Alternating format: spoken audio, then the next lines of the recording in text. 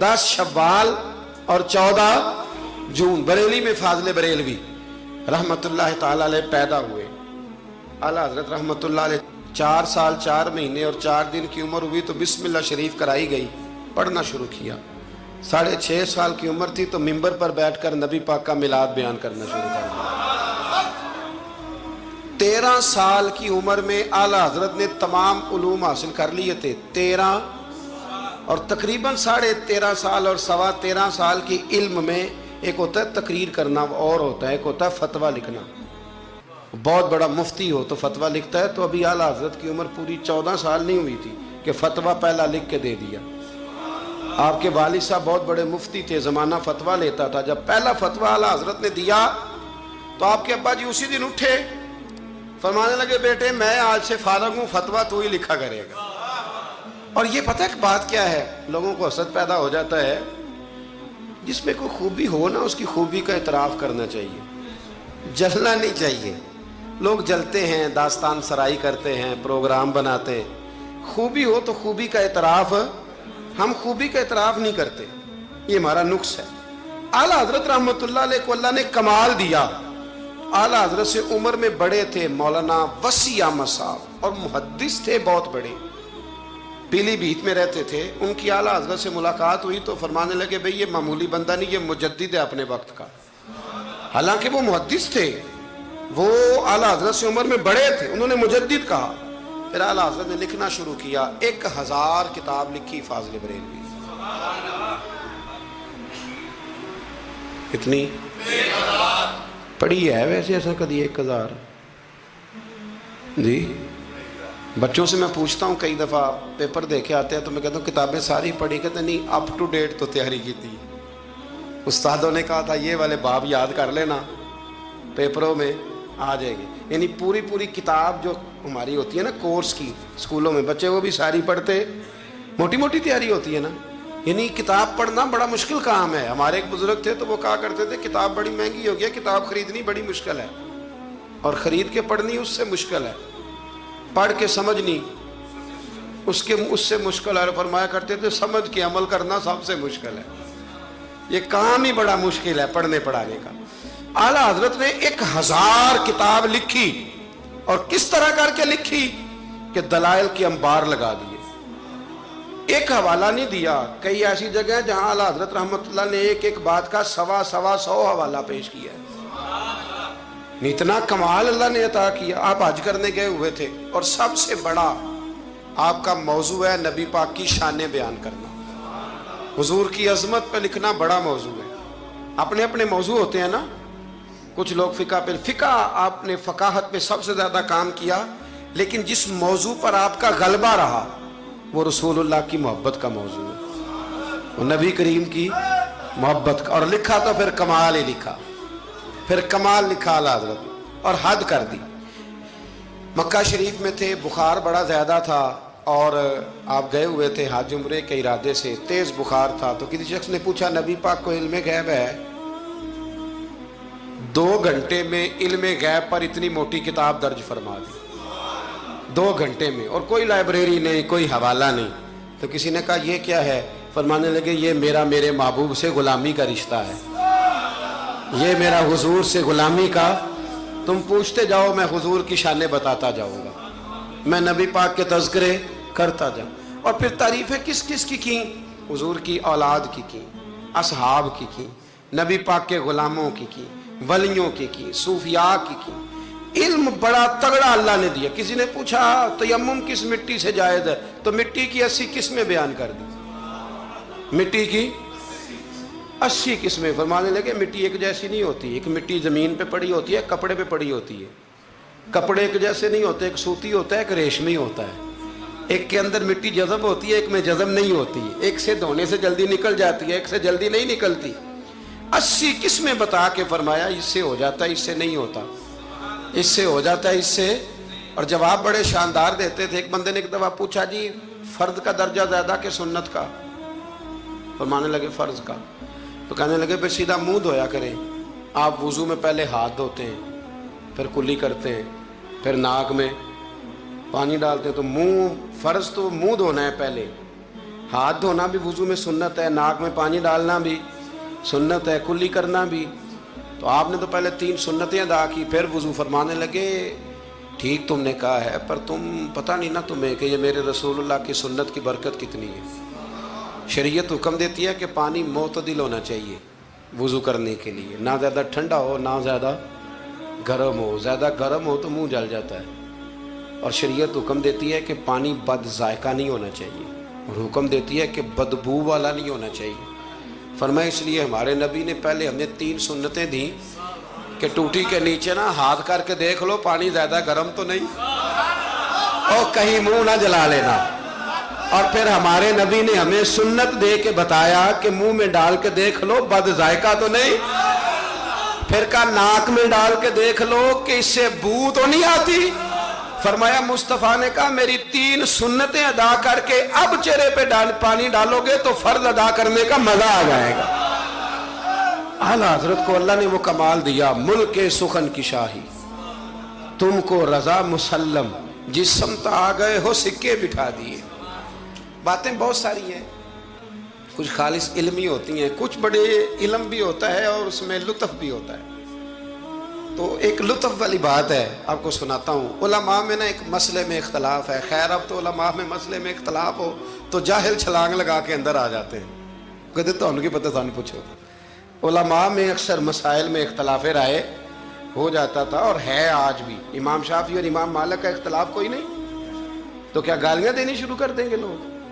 اختلاف رائے علماء کے اندر ہو جاتا ہے. تو اختلاف رائے ہے علماء کے ایک مسئلے کے اندر، وہ کیا ہے؟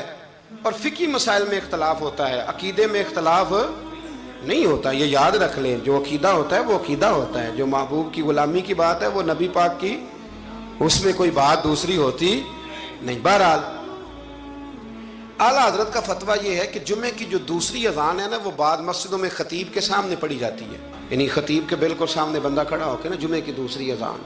اعلیٰ حضرت کا فتویٰ نہیں باہر دروازے پہ پڑھو، مسجد کے دروازے پہ جو یہاں پڑھتا ہے اذان اس کی بھی ہو جاتی ہے.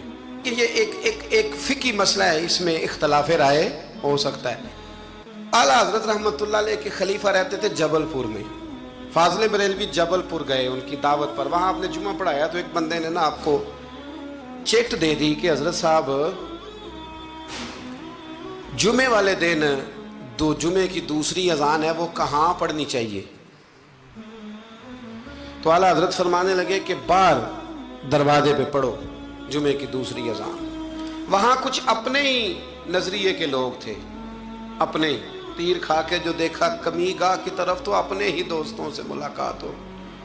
غیروں کو اتنا مسئلہ بھی کوئی نہیں ہوتا، حسد ہمیشہ اپنوں میں ہوتا ہے. تو وہ اپنے ہی لوگ تھے، وہ کہنے لگے جی ہم 50 سال سے دے رہے ہیں اذان، مولوی صاحب نے یہاں کے لڑائی کرا دی ہے کہ اذان باہر پڑھو. انہوں نے نا کچہری میں، اعلیٰ حضرت انگریز کی عدالت کو عدالت نہیں فرماتے تھے، کہتے تھے عدالت تو وہ ہوتی ہے جہاں عدل ہو. یہ کچہریاں ہیں، یہ عدالتیں، وہ عدالت کہتے نہیں تھے، کہتے عدالت کا مطلب ہے عدل والی جگہ. اعلیٰ حضرت کبھی نہیں گئے تھے انگریز کی عدالت میں. تو جب ان سے کہا گیا نا کہ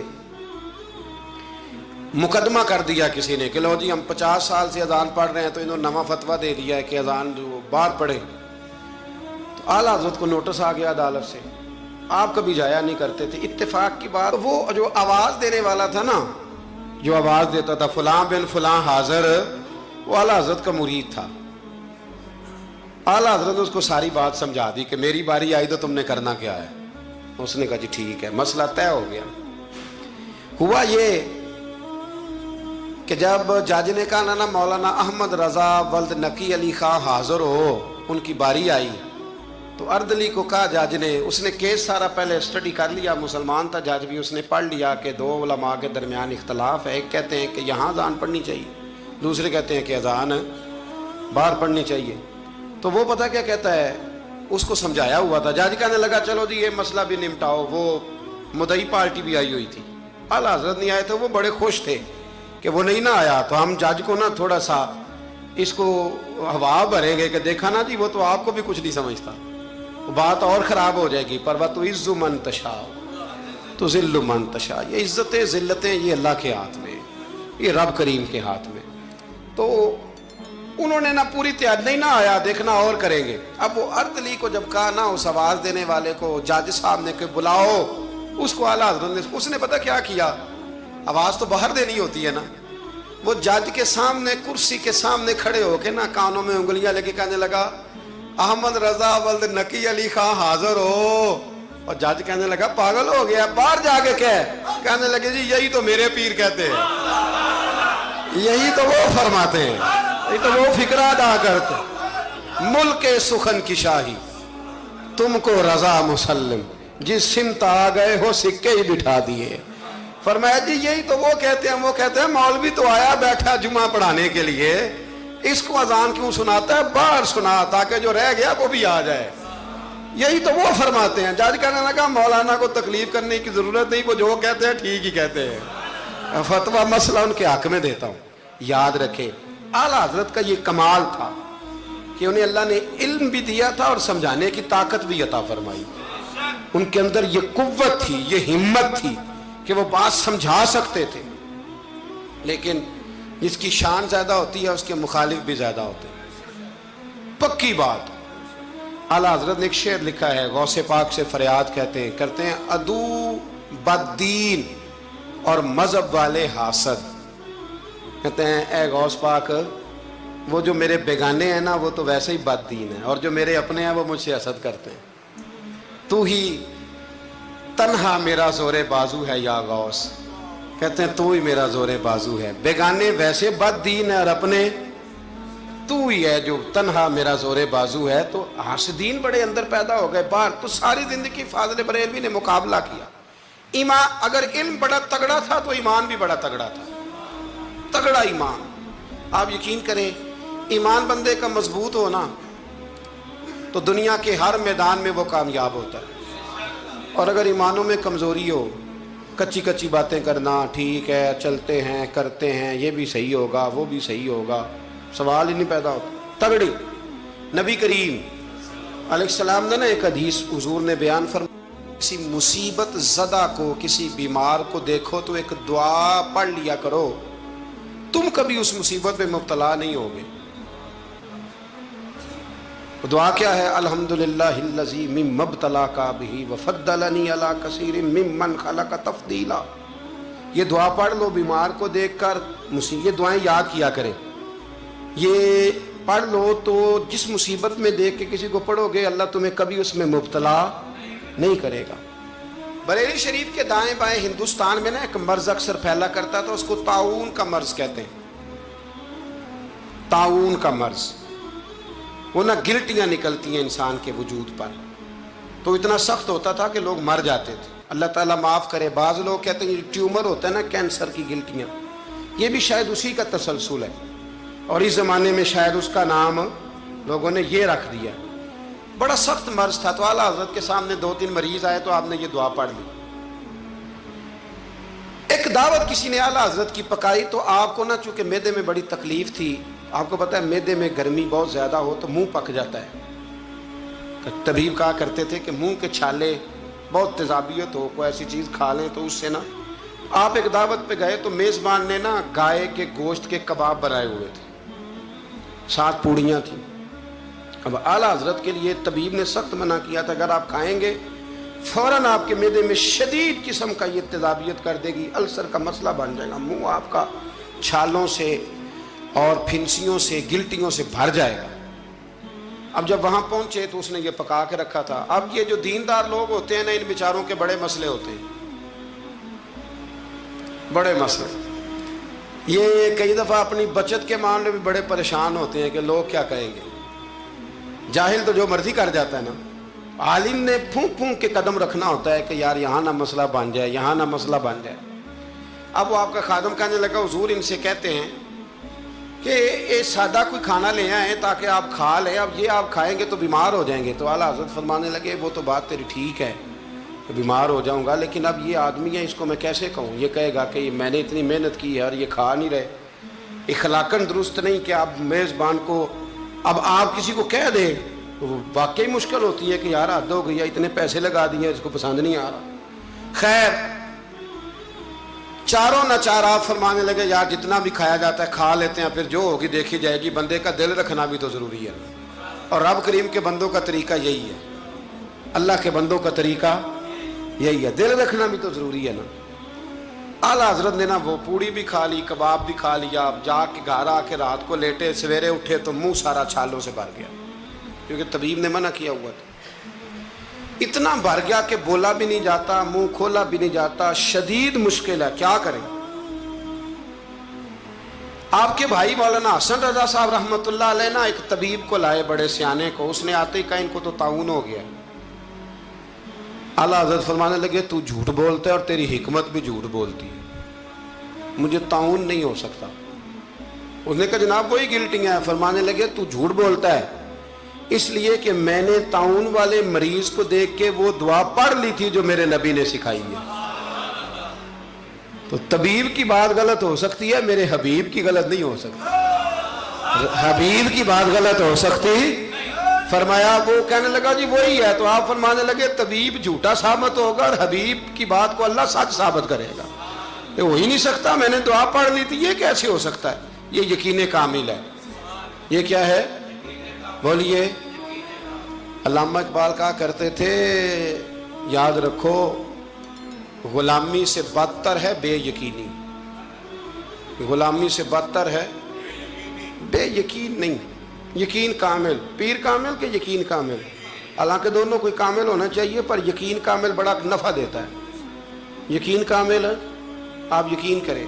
ایک درویش کی میں بات پڑھ رہا تھا تو وہ کہیں مرید ہو گئے، تو اتنے یہاں نا پیری مریدی بڑی کچی ہوتی ہے، ہو بھی سکتا ہے، پوچھ بھی لیتے ہیں کہ ایسا نہیں، مرید ہو گئے تو کسی نے ان کو کہا کہ سچی بات یہ ہے کہ بندہ کامل نہیں۔ فرمانے لگے نہیں کامل تو میں نے پکڑ لیا، میں نے رب سے کہنا ہے اسے کامل کر، کیونکہ میرا سارا کچھ یہی ہے۔ ختم ہو گئی بات، ایک در پھڑیے تو محکم پھڑیے، ایک دے ہو کے مریے، اللہ کر دے گا کامل، ختم ہو گئی بات۔ یہ کیا بات ہوئی؟ کچی کچی باتیں کرنا، کچی کچی اور عقل کے گھوڑے دوڑانا، بس جس سے لگا لی پھر اس سے پکی لگا لی۔ یہ آپ جہالت سے، وہ آدم چشتی کہتا ہے لگا جدوں بازار ازلدا تے لوکی چوراں وانگ سدائے، کسے نے لٹ لئی علم دی دولت تے کسے ہاسے چولی پائے، آزم ویخ جہالت ساڈی اسی عشق خرید لے آئے، ایک جہالت ساڈی اسی۔ اور ایک شعر اور بڑا کمال ہے اس کا، چلو آ گیا ہے، اعلیٰ حضرت کا موضوع ہے نا تو مجھے بھی بڑا ہی مزہ آ رہا ہے۔ تو وہ کہتے ہیں کہ کسے دے سر دستار امامت اس علم پڑھاون سکھیا ہے، تو کسے نے پہنے فقر دا چوغا اس زہد کماون سکھیا ہے، آزم ویخ مقدر ساڈا اساں یار مناون سکھیا ہے، ویخنا مقدر ساڈا اساں پکا پروگرام بنایا ہے، ویخ مقدر ساڈا اساں یار مناون سکھیا ہے، تے سانوے دی بڑی جاچ ہے، اساں یار نہیں سمجھ بات کی، اساں یار مناون۔ صحابہ کو پتہ ہوتا تھا کہ حضور کو منانا کیسے، وہ بندہ ڈھونڈ کے لے آتے تھے، انہیں پتہ تھا یہ کیسے مانیں گے۔ اور حضرت فرمانے لگے کہ طبیب کی بات غلط ہو سکتی ہے، حبیب کی بات غلط ہو سکتی، مجھے طاعون نہیں ہو سکتا، سوال ہی نہیں پیدا ہوتا۔ وہ حکیم ناراض ہو گیا، وہ نا ڈاکٹر صاحب بگڑ جاتے ہیں کہ میرا مطلب ہے یہ کیسے ہو گیا۔ صرف ایک عالم ہے بیچارہ، اس کو سارے کہہ لیتے ہیں کہ تو غلط چل رہا ہے، ورنہ ڈاکٹر کے نسخے کے خلاف آپ بات کر سکتے، وہ کہتا ہے ڈاکٹر میں ہوں کہ تو ہے۔ تو وہ طبیب صاحب ناراض ہو کے چلے گئے، کچھ لوگ جو تھے ساتھ وہ بھی کہنے لگے کہ طبیب تو بہت بڑا تھا، پر چلو یہ کہتے ہیں مجھے نہیں ہے تو نہیں، اب سارے لوگ مانتے ہیں کہ طاعون ہے۔ رات کو نا ایک شاگرد اعلیٰ حضرت کے کان میں کہنے لگا حضور تھوڑا سا وہ میں نے بھی پڑھا ہے کہ مشورہ دوں، فرمایا دو۔ کہنے لگا جی مسواک کریں آپ، تھوڑا سا منہ کھول جائے گا، اور پھر کالی مرچ پیس کے نا تھوڑی منہ میں ڈالیں، مجھے لگتا ہے کہ مسئلہ حل ہو جائے گا۔ فرمانے لگے تو میرا مخلص ہے، تو جو کہہ رہا ہے مجھے بھی اس میں بہتری لگ رہی ہے۔ وہ ایک مسواک لایا، فرمایا یہ میرے نبی کی سنت ہے، تھوڑی سی مشکل سے مسواک کی، اور پھر مرچیں نا کالی مرچیں پسی ہوئی منہ میں ڈالیں۔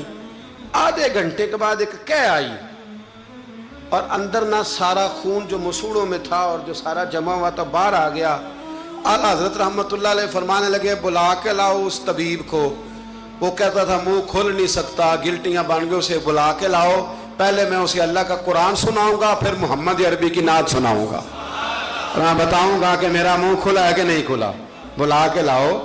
میرا یقین کامل ہے کہ حضور نے جو فرما دیا ہے اس سے بات آگے پیچھے ہو سکتی، یہ کمال۔ اور پھر علم کمال تھا، یقین کمال تھا، تو عمل بھی کمال تھا، عمل بھی کمال، عمل اعلیٰ حضرت نے پایا تھا، کمال کا عمل تھا، کمال۔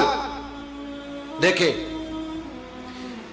ایک دفعہ نا آپ نا سفر کرتے تھے نا، جب اس وقت ٹرین پہ سفر زیادہ ہوتا تھا، آج بھی ہندوستان کے لوگ ٹرین پہ سفر کرنا پسند کرتے ہیں، میں نے بھی وہاں ٹرین پہ سفر کیا ہے، تو ٹرین بیفور ٹائم آ جاتی ہے، وقت سے پہلے اسٹیشن پہ ٹرین ہوتی ہے، مزہ آتا ہے ٹرین پہ سفر کرنے۔ تو ایک دفعہ میں یہاں لاہور سے بیٹھا کراچی جانے کے لیے، تو میں نے ان سے پوچھا کب پہنچے گی؟ کہتے تسی بہ جاؤ، جدو سارے پہنچن گے تسی بھی پہنچ جاؤ گے۔ یعنی ہمارا یہ حال ہے کہ وہ اس نے نا مجھے مطلب اتنا شاندار جواب دیا کہ میں چپ کر گیا، میں کہ گل تو ٹھیک کر دے، کہندے جی ٹائم ہوں تمہیں کیویں دسیے، کیونکہ ٹائم ہے ہی کوئی نہیں، حالات ہی بڑے خراب تھے ان دنوں۔ کہنے لگا بیٹھ جائیں، جب سارے پہنچیں گے تو آپ بھی۔ میں کہ چلو ٹھیک ہے، ختم ہو گئی بات۔ تو ہندوستان میں نا ٹرین کا سفر زیادہ کیا جاتا ہے، اللہ تبارک و تعالیٰ فضل کرے گا، پاکستان کی بھی ہر چیز انشاءاللہ آگے نکل جائے گی ساری دنیا، اس وطن پہ اللہ نے بڑا ہی فضل کرنا ہے۔ تو سفر تھا، اعلیٰ حضرت کا طریقہ یہ تھا کہ آپ یہ حساب لگاتے تھے کہ نماز کا وقت کہاں آئے گا، کوشش فرماتے تھے کہ ٹرین بدلنی پڑے تو بدل لیں، لیکن ایسے ٹائم پہ جا کے ٹرین رکے کہ جہاں نماز نہ رہ جائے، یہ خاص ان کا تقویٰ تھا۔ بہرحال ایک دفعہ نا اجمیر شریف جا رہے تھے، خواجہ معین الدین اجمیری کے مزار پہ حاضری دے، سلطان الہند کے مزار پہ اعلیٰ حضرت تشریف لے جا رہے۔ رستے میں نے ایک جگہ مغرب کا وقت ہوا، ٹرین تھوڑی دیر کے لیے رکی، تو اعلیٰ حضرت فرمانے لگے نیچے اترو بھائی۔ ساتھ ہی نا پلیٹ فارم پہ صفیں بچ گئیں، چادریں بچ گئیں، مسلح بچ گئے، اعلیٰ حضرت جماعت کرانی شروع کر دی۔ رابٹ نام تھا اسٹیشن ماسٹر کا، وقت ہو گیا، وہ جو گاڑی کا ڈرائیور تھا وہ مسلمان تھا اور بڑا عقیدت مند تھا، یہ انگریز تھا، انگریزوں کی حکومت تھی۔ اس کا دل تھا کہ میں بزرگوں کو نماز پڑھ لینے دوں، پر یہ کہنے لگا چل ٹائم ہو گیا، وسل دے، جو بیٹھ گیا، جو رہ گیا رہ گیا۔ اس نے وسل دیا گاڑی کو، اعلیٰ حضرت نماز پڑھتے رہے، دوسری رکعت سکون سے نماز پڑھی۔ اب وہ گاڑی کو آگے لے جاتے ہیں، گاڑی آگے جاتی نہیں، آگے لے جاتے ہیں جاتی نہیں۔ وہ رابٹ جو تھا وہ کہنے لگا اس کو، ڈرائیور کو، چلاتا کیوں نہیں؟ کہنے لگا چال ہی نہیں رہی، انجن میں مسئلہ ہو گیا ہے۔ کہنے لگا ذرا پیچھے کرنا، اس نے پیچھے کی تو پیچھے ہونے لگ گئی، آگے کی تو جاتی نہیں۔ اس کو شک پڑا کہ یہ مسلمان ہے، شاید فیور کر رہا ہے، کہتا تو نیچے اتر، میں بیٹھتا ہوں۔ وہ بیٹھا، اور وہ آگے کرتا ہے تو گاڑی آگے نہیں جاتی، پیچھے کرتا ہے تو گاڑی پیچھے جاتی ہے۔ انجینئر کو بلایا، ہر چیز چیک کر لی، پر گاڑی چلتی نہیں۔ کیسے چلے؟ ہر مشکل دی کنجی یارو ہاتھ مرداں دے آئی، یہ کیسے چلے گی؟ سوال ہی نہیں پیدا ہوتا، چل سکتی نہیں۔ اب جو اس کو نا تھوڑی سمجھ آئی، پوری سمجھ کے بعد نا دل نرم ہوا، اتر کے نا اعلیٰ حضرت نماز پڑھ رہے تو بیٹھ گیا، غور سے دیکھنے لگا کہ بڑے خشوع سے، وضو سے، عاجزی سے، دل جمی سے اعلیٰ حضرت نماز پڑھ رہے ہیں، شوق سے، ذوق سے، توجہ سے، بڑا متاثر ہوا۔ نماز مکمل ہوئی نا تو ڈرائیور سے کہنے لگا میں نے بھی ساتھ جانا ہے، وہ بھی گاڑی میں بیٹھ گیا۔ تو اعلیٰ حضرت سے فرمانے لگا، عرض کرنے لگا حضور یہ کیا تھا سارا کچھ؟ فرمانے لگے کچھ بھی نہیں، میں رب کی نماز پڑھ رہا تھا، رب نے بندوبست کرا دیا ہے، نماز جو اللہ کی تھی اللہ نے بندوبست کر دیا ہے، اس سے زیادہ میرا کمال کوئی نہیں۔ کہنے لگا حضرت جی پہلے میں نے اسلام سنا تھا، آج میں نے اسلام دیکھ لیا ہے، آپ مجھے کلمہ پڑھائیں، میں مسلمان ہونا چاہتا ہوں، اب مجھے کلمہ پڑھائیں، میں مسلمان ہونا چاہتا ہوں۔ اب مرید، آپ کو پتہ ہے مریدوں کا اپنا ذوق ہوتا ہے، کہنے لگے حضور آپ کی کرامت ہے، آپ کی کرامت ہے کہ ایک انگریز مسلمان ہو گیا۔ فرمانے لگے بڑے آدمی تھے نا تو بڑے لوگ چیزیں اپنے کھاتے میں نہیں ڈالا کرتے، وہ ان چیزوں سے نفع لے کے قد نہیں اونچا کرتے۔ کہا جناب آپ کی کرامت ہے۔ فرمایا نہیں میری کرامت نہیں، یہ نماز کی برکت ہے، میری کرامت نہیں، یہ نماز کی برکت ہے کہ میں نماز پڑھ رہا تھا اور نماز کی برکت سے اللہ نے اسے ایمان کی توفیق عطا فرما دی۔ اعلیٰ حضرت نے اپنی ساری زندگی، ایک شخص نے پوچھا کہ آپ نے ساری زندگی حضور کی نعتیں لکھی ہیں، تو قبر میں جاؤ گے تو کیا کہو گے؟ کہنے لگے کہوں گا سرور کہوں کہ مالک و مولا کہوں تجھے۔ حضور سونیا میں کیا کہوں؟ سرور کہوں کہ مالک و مولا کہوں تجھے، باغ خلیل کا گلے زیبا کہوں تجھے، تیرے تو وصف عیب تناہی سے ہیں بری، حیران ہوں میرے شاہ میں کیا کیا کہوں تجھے، حیران ہوں میرے شاہ میں کیا کیا کہوں تجھے، لیکن رضا نے ختم سخن اس پہ کر دیا، خالق کا بندہ خلق کا آقا کہوں تجھے۔ پھر کہنے لگے نعمتیں بانٹتا جس سمت وہ ذیشان گیا، ساتھ ہی منشی رحمت کا قلم دان گیا، انہیں مانا انہیں جانا نہ رکھا غیر سے کام، للہ الحمد میں دنیا سے مسلمان گیا، آج لے ان کی پناہ آج مدد مانگ ان سے، کل نہ مانیں گے قیامت میں اگر مان گیا، جان و دل ہوش و خرد سب تو مدینے پہنچے، تم نہیں چلتے رضا سارا تو سامان گیا۔ اور دیکھیے لکھنے کا انداز، کہنے لگے ان کی مہک نے دل کے غنچے کھلا دی، ان کی مہک نے دل کے، یہ نہیں کہا کہ موسم کھلا دیا ہے، دل کے، صرف حضور نے نہیں، حضور کی مہک نے، ان کی مہک نے دل کے غنچے کھلا دیے ہیں، جس راہ چل دیے ہیں کوچے، بس حضور گزر جائیں تو وہ گھر بس جاتا ہے، کوچہ بس جاتا ہے، ان کی مہک نے دل کے غنچے کھلا دیے ہیں، جس راہ چل دیے ہیں کوچے بسا دیے ہیں، اللہ کیا جہنم اب بھی نہ سرد ہوگا، رو رو کے مصطفیٰ نے دریا بہا دیے ہیں، رو رو کے مصطفیٰ نے دریا بہا دیے ہیں، رو رو کے مصطفیٰ نے دریا بہا دیے ہیں۔ یہ شعر جب پہنچا نا داغ دہلوی کے پاس، اقبال کے استاد، تو وہ کہنے لگے مجھے کہنے دو ملک سخن کی شاہی، تم کو رضا مسلم، تم جس سمت آ گئے ہو سکے بٹھا دیے۔ کچھ لوگوں نے ان پر بڑے بڑے الزامات لگائے، بڑے بڑے، لیکن آپ یقین کریں ان کی جو تعلیمات ہیں وہ انہی کی ہیں۔ انہوں نے کہا کہ سجدہ سوائے اللہ کے کسی کے لیے جائز نہیں ہے۔ انہوں نے کہا مزار پہ جاؤ تو 4 ہاتھ دور کھڑے رہ کے دعا مانگو۔ انہوں نے کہا عورت کا پیر سے پردہ واجب ہے۔ انہوں نے دین جو بتایا ہے نا، لوگوں نے بڑے بڑے پراپوگنڈے کیے، بڑے بڑے لوگ پراپوگنڈے کرتے رہتے ہیں، سب سے زیادہ اعلیٰ حضرت کے بارے میں پراپوگنڈا ہوا، لیکن کمال کی بات یہ ہے، کمال کی ایڑی چوٹی کا لوگوں نے زور لگایا، بڑی بڑی کتابیں لکھی، بڑا بڑا کچھ کہا، بڑا بڑا کچھ کیا، لیکن اللہ نے انہیں کمال دیا۔ انہوں نے سلام لکھا تھا مصطفیٰ جان رحمت پہ، ان کو اللہ نے یہ اعزاز دیا کہ ہر مسجد میں ہر جمعے میں ان کا لکھا ہوا سلام پڑھا جاتا ہے، ان کا لکھا ہوا سلام پڑھا جاتا ہے۔ سب ان سے جلنے والوں کے گل ہو گئے چراغ، احمد رضا کا تازہ گلستان ہے آج بھی، احمد رضا کا تازہ گلستان ہے آج بھی۔